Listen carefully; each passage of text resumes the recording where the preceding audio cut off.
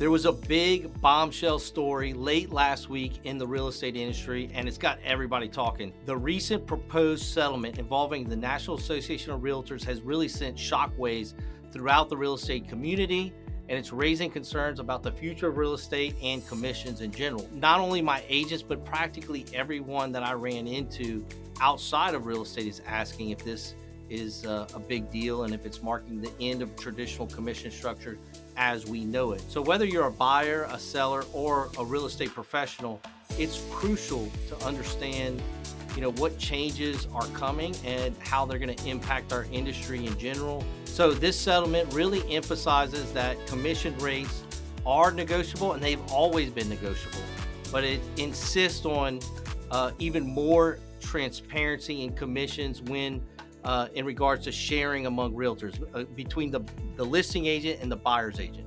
From a seller's perspective, not much is changing other than the commissions.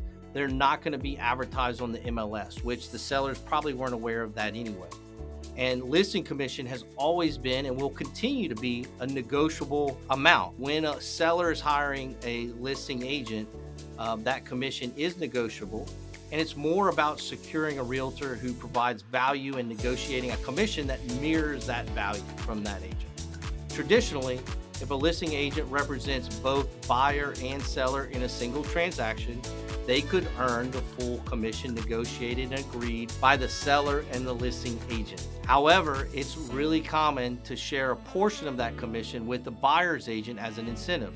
This practice isn't new, and it remains a strategic way to encourage the sale of your property quickly and at the best price.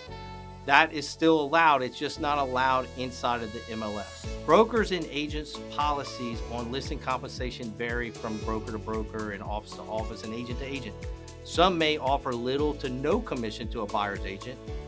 It's a less common approach, but it's still a valid approach. Transparency and flexibility in commission structures have always been part of the real estate industry, and it's going to continue to be part of the real estate industry. So we don't see that going away.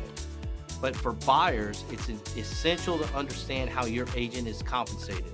Discussing payment structures before you start your property search really is going to ensure a clear, personalized strategy, embracing all market opportunities, whether they're for sale by owners, foreclosures, or properties that just aren't listed or in what we call the shadow inventory. And even properties listed with other brokers who are offering little to no commission. That's nothing new. You know that there are brokers who offer less than what your policies are at your office.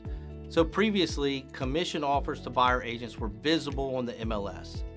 Post-settlement, these will not be advertised and will not be on the MLS, which is shifting the commission negotiation directly between the agents.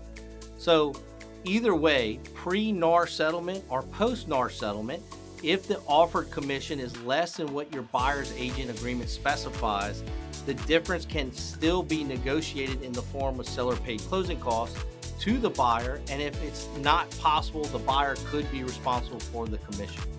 This has been part of best practices in real estate for over 20 years. None of this has changed for agents who have been using the recommended buyer agency agreement.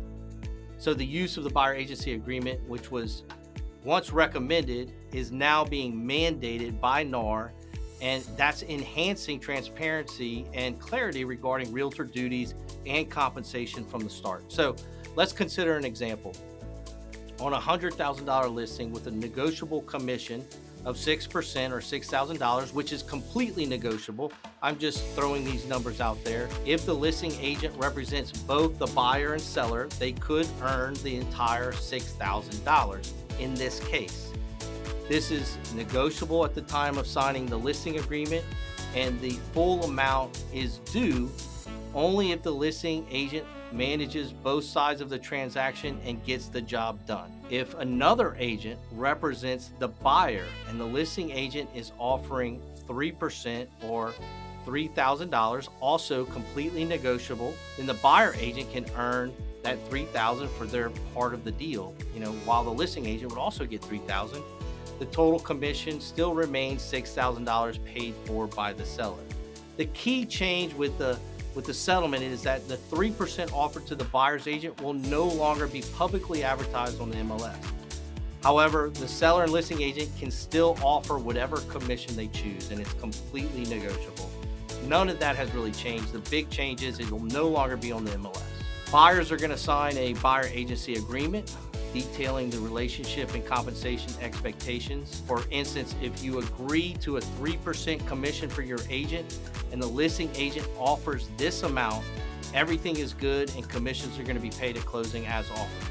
If the offer is less than, say, 2%, your agent will negotiate, possibly asking the sellers to pay the difference of the 1%, or ask the sellers to pay 1% in closing costs to make up that difference.